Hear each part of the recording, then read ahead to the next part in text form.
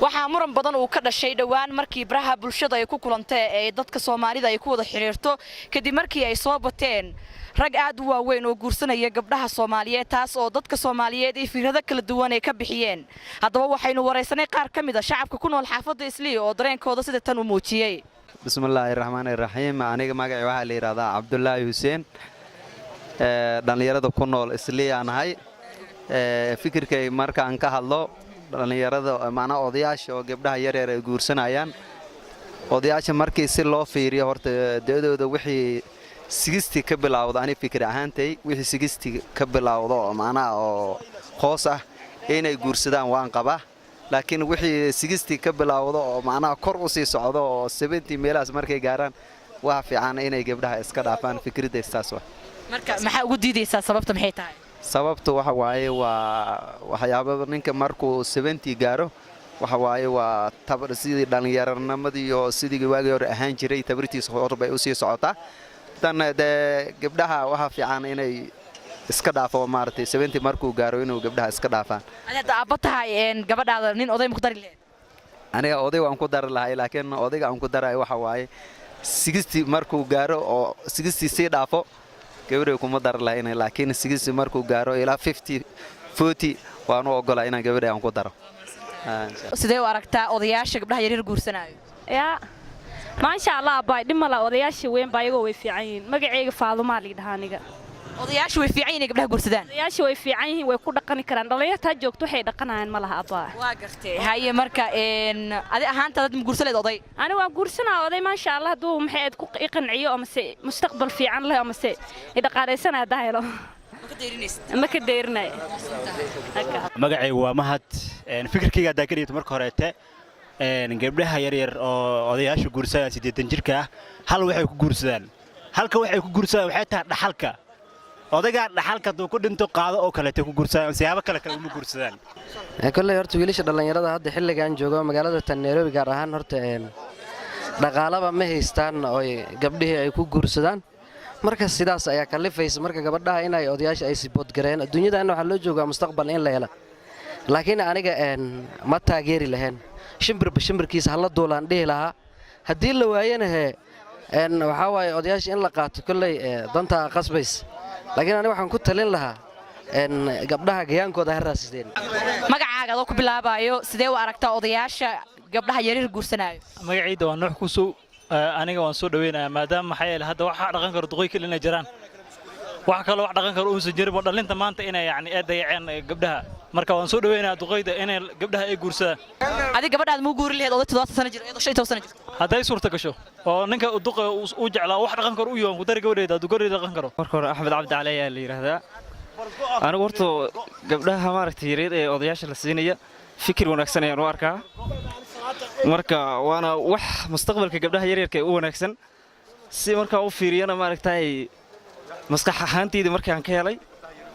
waa ku soo dhaweyn lahaa aad baan ugu taageeri lahaa waliba gabdhaha yaryar waxaan dhihi lahaa inay weligood ka xamaashaan odayaasha waata lacala hadda adiga gabar dhasho ma ogolaaleed in oday guursado boqolkiiba wallaahi boqolkiiba waxa u ogolaan lahaa waliba nin dhali karo oo dhaqi kara ayaa u wanaagsan dhihi lahaa gabadha marka waxaan la raadsan lahaa nin weyn oo oday ah gabdhaha aniga waxa la yiraahdaa Daar Sheekh Maxamed waxaana ku magac dheerahay Daar Kenya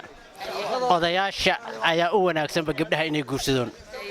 waqtiga maanta dhalinyaro ma jirto sababtoo maanta gabdhihii waxay u bateen garooba sababtoo wiilkii wuxuu u guursanayaa I love you bule gabadha intee ka imaatay intee u jeedaa midna ma garanayo gabadhina sidoo kale waagi hore gabdhaha waa loo meeldeeyay jiray wiilashana waa loo meeldeeyay jiray ninka odayga markuu gabadha uu guursado uu dhaqaaleynaayo wuxuu fiirinayaa xishmadiisa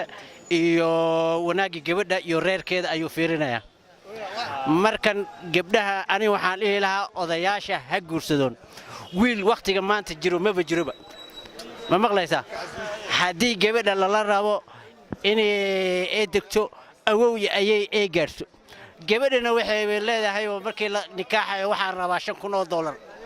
anaga dollar waligaayna ma arag kana ma fiirinayo ma ka hadlayo wuxuu leeyahay $5,000 waa ku qaatay todobari ama 6 bilood marka la isqaawano waxa leeyahay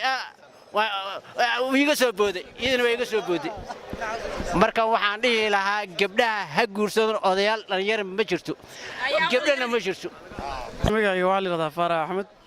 أنا waxaan qabaa inay odayaasha gabdhaha la siiyo kursadaan maxaa u sababeysay waxaa u sababeeyay Soomaalida waxa ku maada ninka weyn ka dhali karo ayadoo saas la yiri ninka weyn wax badan baa jiro miisaaniyad weyn ba saaran marka guurkana sidiisa banaan barto waa cibaado hadda furiinka waa iska batay dhalinyarada wax badan iskaga ciyaarayaan munaasabka guurku uu lahaa meesha loo maray jiray inaan loo marin aaminsanahay lafteeda cuquba ka jirto odayaashii markii ay gabdhihii inkireen gabdhihii waxa ka daymaatay xogaha nafsi ah wiilashu baa la guursaday deedna furiinkooda iska batay dhibkoodana iska batay marka waxaan qabaa qof kasta in kasto Ilaahay wuxuu wax subhanahu wa ta'ala uu guursanay ninka odiga waa nin mas'uuliyad garanaya waa nin tolkii gabadha siiyay garanaya waa nin gabadha xurmadeeda garanayo odayaashana way wada dhaleen dadka dhan ay wada dhaleen koos odiga wadi baa ku dhaleen anagana odiyaan dhalay odigaas isaga gabar buu guursaday waxa laga yaabaa in bahar laga dhalay hadbasi marka odayaashii wax ka mamnuucay shariicada islaamka hadii la yiraahdo iyo dhaqan ba hadii la yiraahdo inta wagar wala siin jiray laakiin baag maartay aan qabin iyo alaab bay ka digteen rag weyn oo waxaan arkay hadda shaqo loo diray oo maartay jim iyo waxay tabartooda ahayn galay marka waxaan dhiilaa anigu gabdhaha odayaasha way guursan karaan waana shay cibaado ah guurku odayaashana dadkay dhaleen marka in laga carro cuquba ka timaan karta cuqubadaas oo gabdhaha intay ku imaad intay wiilasha guursadaan hadhow musiibo badan ay kala kulmi karaan marka waxaan qabaa adiga haantaada hada gabar dhasho oday 70 jir gabadhaada 15 sano jirta ma guuri lahayd waxaan ugu guurinayaa ninkan odiga ah waa nin Soomaali ah waa nin Muslim ah hadda waxaan aqaanaa gabar nin 120 sano jir uu qabo dhageyso nin waxdaas hore aan u yiri nin hadda waxaan aqaanaa gabar 20 sano 20 jir ah nin 120 sano jir uu qaba aan aqaanaa oo hadda mar dhow ka dhintay saas awgeed waxaan qabaa waa la siin karaa haddaan dhalan waa siin lahaa wax ka fiican oo siin lahayn ma jiraan magacaaga dad ku bilaabayo sidee u aragtaa ragga waaweyn odayaasha ay guursanaya gabdhaha ka yar yar ee 15 jirada aniga magacaydu waxa la dhahaa Ciise Cali Barre waxaan xaqiiqa maaragtay waxaan u arkaa gabdhaha yar inay guursadaan maaragtay dhalinyar ay guursadaan waayo hadii ninka weyn ay guursadaan waqti kasta uma imaadayo waa ka saaxani marka waxay badan waxay u jecel yihiin inay dhaxalka maaragtay oo maaragtay hadii ninkan aad nin milyoona aad yahay oo maaragtay geel fara badan lo fara badan aas qaba hadhow waxa laga siinaa niideeda ku jirto marka waxaad gabdhaha waa dhaxal jecel nin jecel ma dhaxal jecel waa nin jecel maahan laakiin dhalinyarada u fiican waqti kasta maaragtay wax kasta maaragtay u suubin kara oo wax kasta ay ku codsan karto ha ugu wanaag adoo magacaaga ku bilaabay sidee u aragtaa odayaasha gabdhaha ka yar guursanayo bismillahir rahmaanir rahiim aniga waxa la dhahaa Xasan Ismaan waxaan joog gabdhaha yarka horta hore oo odayaasha guursanayo horta hore nin walba waxa fiican jooskiis inuu ka ciyaaro dooqiiso sababtoo ah gabdhaha yarka ee odayaasha horta hore haday guursadaan waa qalad sababtoo ah odayga daadiisa uu guursan karaa gabadha hadii uu guursado ayadoo yar dhibaatooyin badan ay kala kulmaysaa dhibaatooyinkaas oo kamid ah macnaheedu odaygan gabadhan isku islaama eko sababtoo ah odayga hortiis ayadoo yar oo hal daa dhashay ama laba daa dhashay oo odaygan waqtigiisa qaadanaya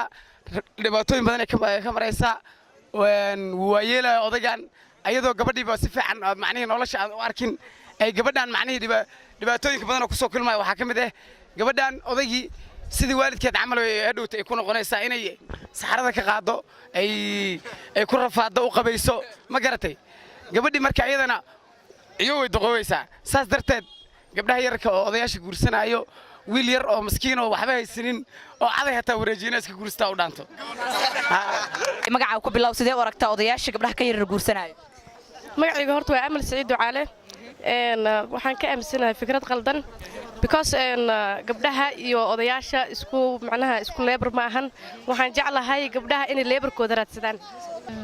السلام عليكم قريش عبد النور الله دقوا قبرياش قرصنا فعن عادي كاشمل بسم الله الرحمن الرحيم مقعي وياسي حسن waxaan u arkaa odayaasha inay saxsan yihiin waayo adduunyada lacag la qaataa gabdhaha lacag bay raacaan marka meesha lacagtu badan ay fiiriyaan jacaylka ma fiiriyaan lacagta ay fiiriyaan marka taasan leeyahay aniga saas aragtida dadka ayaa u badneyd inay ka sinaayeen in gabdhaha qaarkood ay danaysi ku wataan odayaasha balse dadka qaarkood fikradahooda taasi way ka duwaneed sida aad ku daawateen muuqaalka Caasho Xuseen Caagare Star FM Nairobi